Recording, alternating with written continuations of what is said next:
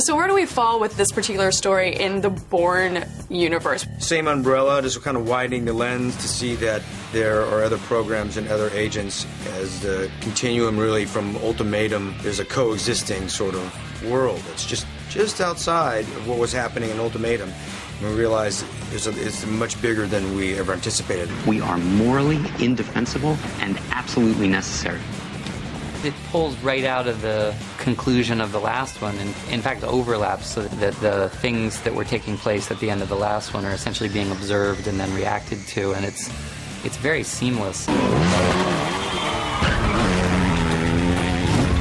Now, you had a pretty incredible scene where you guys are driving crazily through Manila, through the back streets on this motorcycle. How terrifying was that? It was terrifying. It was completely terrifying. The only good thing about that is I didn't have to act at all. I was just I was as terrified as my character, so I didn't have to pretend. We were driving at very high speeds through, hundreds of stunt cars, and we had to weave in and out of them, and if one of these stunt cars had moved a few millimeters to the left or the right, we would have been very hurt.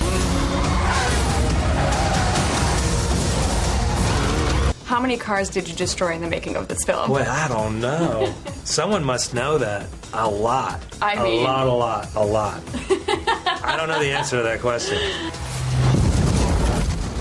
So you're no stranger to action films. So on the scale from 1 to 10, how did this particular film beat you up? Well, I think every day it was, getting beat up, but I feel like that's sort of part of the job. If you're not getting beat up somehow, some way, you're not working hard enough. But there's a fine line of getting beat up and not getting injured. We take the moral excrement that we find in this equation and we bury it down deep inside of us so that the rest of our cause can stay pure. In your opinion, in real life, do you think super soldiers might actually exist? There have been all kinds of very openly acknowledged research programs to try to help our soldiers become optimized. I think what's being suggested in this is not at all far off what we're very possibly doing.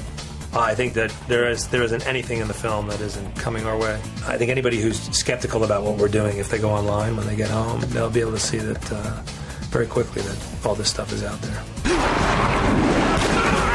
Get down! In a hand-to-hand combat fight between your character and Jason Bourne, who do you think would win? I think Hawkeye would take him out.